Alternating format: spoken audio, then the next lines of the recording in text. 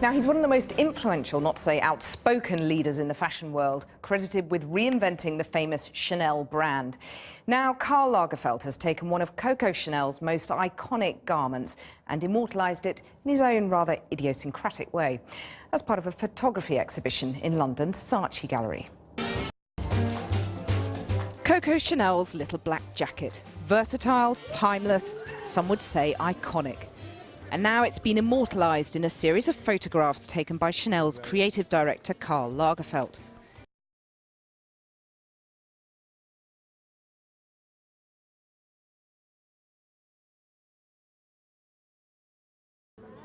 The son of a Hamburg industrialist, when he's not taking photos, Lagerfeld is one of the fashion world's most influential designers.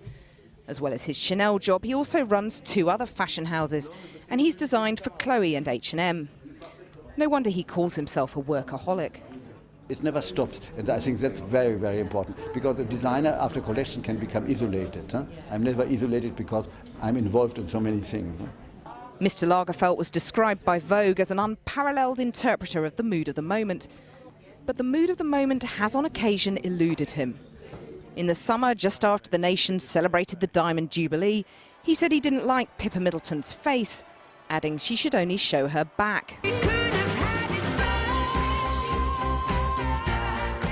And he offended pop star Adele's fans, saying the singer was a little too fat. He quickly apologised, insisting he was actually talking about the American singer Lana Del Rey. But it's not the first time the man who famously lost 90 pounds on a diet of tuna and blackberry mousse has hit out at curvy women. I caught up with Karl Lagerfeld earlier and began by asking him why he'd chosen Chanel's little black jacket as the subject of his show.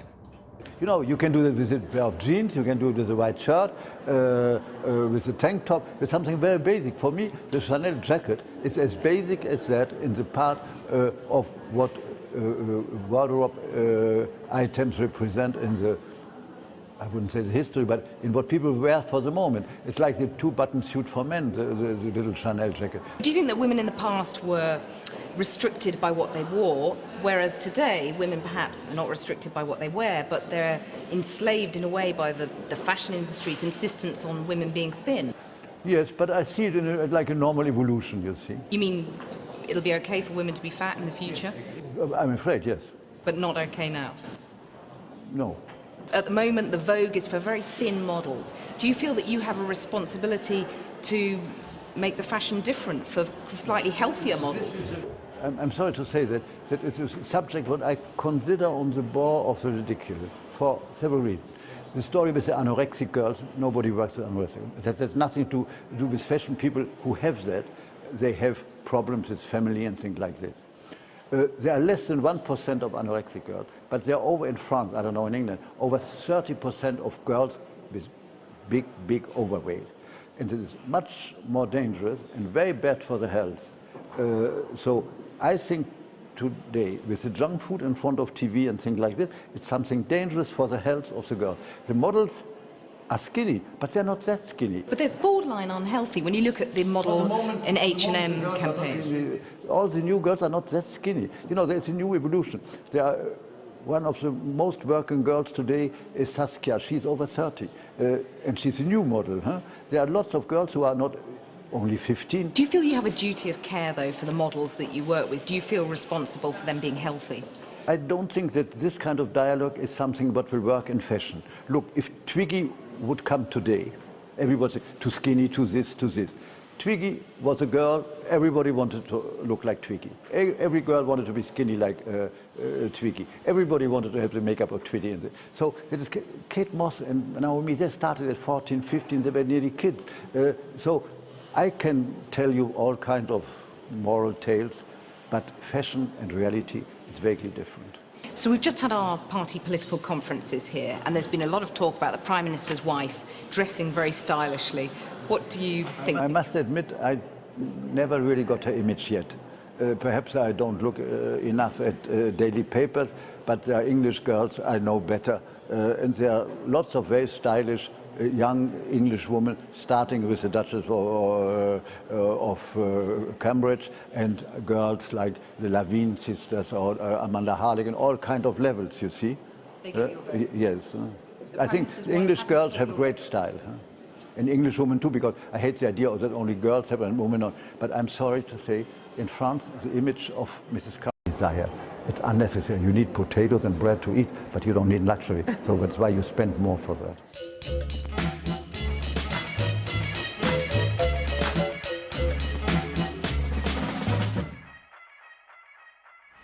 Well, Steve Smith, who with me now is the former editor-in-chief of Vogue, Alexander Schulman. Thank you for coming in.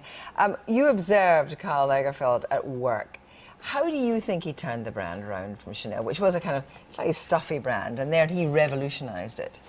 Well, it was the early 80s, and I think he took on a brand that was a very kind of, to use his word, bourgeois brand, which had become so. Of course, when Coco Chanel started it, it was revolutionary in its own way, but it had become sort of a bit hidebound. And I think he realized that the kind of the spirit of the times, which is a sort of celebration of money and opportunity and ostentation, he could do something like that with Chanel. And he did that, but then he kept the tweed jacket, didn't he?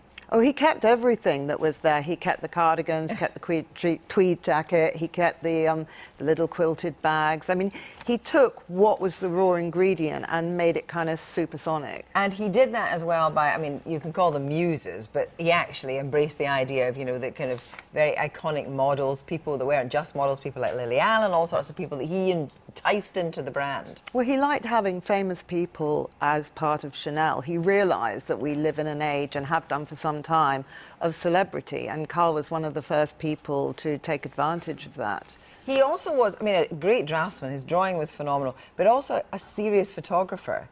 And I think that you think that he, in a sense, was ahead of Instagram.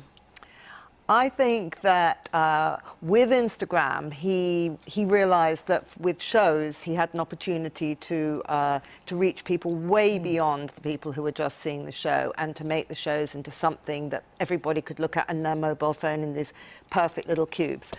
But before that, he looked at life in that way, in an Instagram way, a kind of visually striking moment. I mean, you only have to look at how he looks himself, or looked himself. He made himself into a very visually striking moment. He didn't avoid getting caught up in the Me Too movement. What, you know, I think it was, would he not say something about, you know, if models don't want to have their pants pulled down or something like that, they should go to a nunnery. I mean, and that he got into serious trouble for that from people in the Me Too movement. But what was he really like? Well, he certainly didn't have a politically correct filter on him. And he would just say what he wanted to say and what he thought would change all the time as well. I think that he really saw life in bite-sized moments, and he was very interested, very, very clever, very interested in history, very interested in culture, and he knew how things moved on, and he knew how to take ingredients from everywhere and kind of feed them into the brand of Chanel.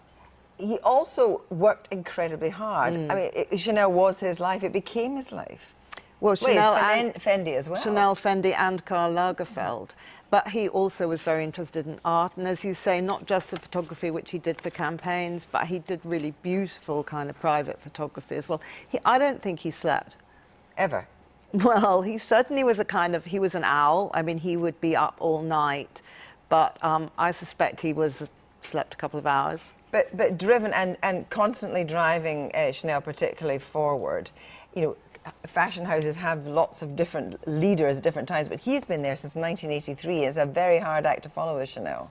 Yeah, I mean, he's done an amazing job with Chanel, and I think Chanel is one of the, if not the only, maybe there are two, possibly three brands who are recognized all over the world like his. And you may have liked what Karl did, or you might not have liked what Karl did, but you certainly have to admire the way that he kept Chanel right at the top of the tree all the way through. Alex Schulman, thanks very much indeed. Not needed. There may oral problems in the world who may be more important, so this is not the problem, but it's an industry, and you know, fashion has to go with time. If fashion doesn't go with time, fashion would be lost. Lagerfeld transformed the Italian brand Fendi, becoming its creative director in 1965, and spent 20 years designing for the French label Chloé. But he's best remembered for being the creative force behind the French fashion house Chanel, taking over in 1983 and working until his death. He took what some then saw as a stodgy label and added all manner of attention-grabbing designs, including reinventing the iconic tweed suits for a younger set, slashing hemlines and adding glitzy accents. Robin Gavin is fashion critic for The Washington Post. He really revived Chanel when he took it over. I mean, at that point, the founder had been deceased for almost 10 years. And it was somewhat of a dusty brand. It certainly lived on in its fragrance, Chanel No. 5, but he was, one of those first designers who went into a venerable old house and reinvented it, and did so to incredible financial success. Lagerfeld was just as well known for his distinct personal style, his signature ponytail, dark sunglasses, and black fingerless leather gloves. Today, shoppers outside the Chanel store in Paris lamented the fashion industry's loss. Karl Lagerfeld represented creation, freedom, an era. What is scary now is that there used to be great artists and inventors. We went through a period when we were reinventing a bit and getting inspired, and now we are starting to lose people who served as inspirations. That singular vision was on full display at his runway shows, making catwalks out of the unlikeliest of places, from the Great Wall of China to a mock-up of an airport terminal. Lagerfeld did not appear at Chanel's January show in Paris to take his customary bow, setting off rumors he was ill. The fashion house confirmed his death today in Paris. Karl Lagerfeld was 85 years old.